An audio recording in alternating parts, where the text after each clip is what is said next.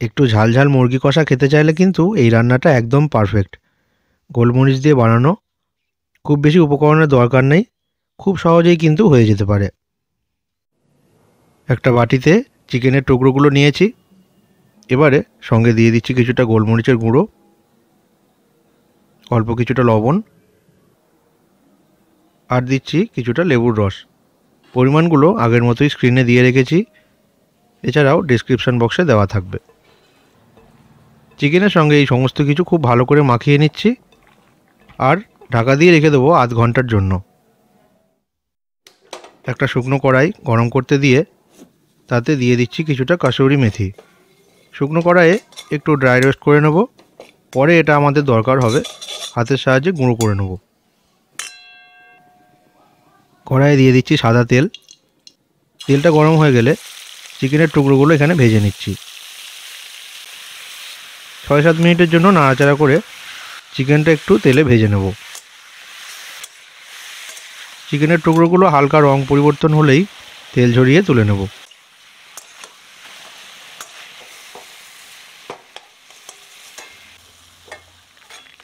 বাকি তেলের মধ্যেই রান্নাটা হবে, ওই তেলেই দিয়ে দিচ্ছি পেঁয়াজ বাটা। পেঁয়াজ বাটাটা তেলে একটু নাড়াচাড়া করে ভেজে নিচ্ছি। এরপরে আমি দিয়ে দেব রসুন বাটা আর আদা বাটা। দিয়ে দিলাম রসুন বাটা, একটু নেড়ে নিলাম যাতে কাঁচা গন্ধটা চলে যায়।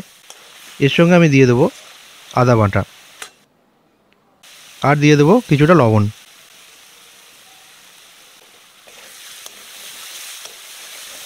এই বাটা মশলাগুলো তেলে একটু নাড়াচাড়া করে কষিয়ে নিচ্ছি। এর সঙ্গে আমি দিয়ে দেব গরম মশলার গুঁড়ো, তার সঙ্গে দিয়ে দিচ্ছি কাজু বাদাম বাটা আর দিয়ে দেবো পরিমাণ মতো টক দই। এগুলো আগের থেকেই তৈরি করে রেখেছিলাম। এবারে আঁচটা কমিয়ে দিয়ে এই দইটা গলে যাওয়া পর্যন্ত নাড়াচাড়া করে রান্না করতে থাকবো। কিছুক্ষণ পরে ভেজে রাখা মাংসগুলো এর সঙ্গে যোগ করছি।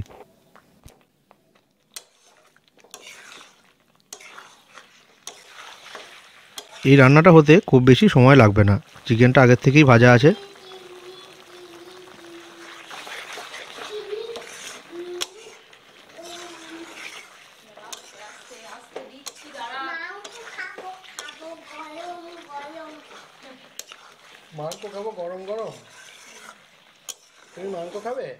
মিনিট 10 এভাবে কষিয়ে নেওয়ার পরে এর সঙ্গে চিনি যোগ করছি।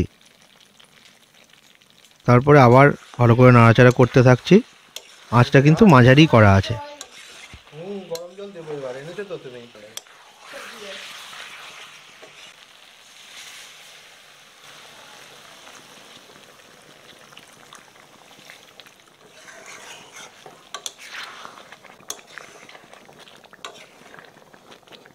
এরপরে ঢাকা দিয়ে আরও 10 মিনিট রান্না করব। আঁচটা কমিয়ে এরপরে ঢাকা দিয়ে দেব।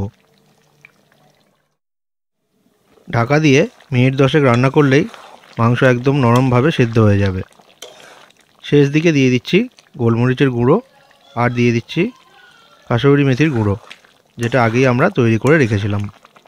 এরপরে আঁচটা বন্ধ করে দিয়ে একটু ঢাকা দিয়ে রেখে দেবো আর পরিবেশন করব।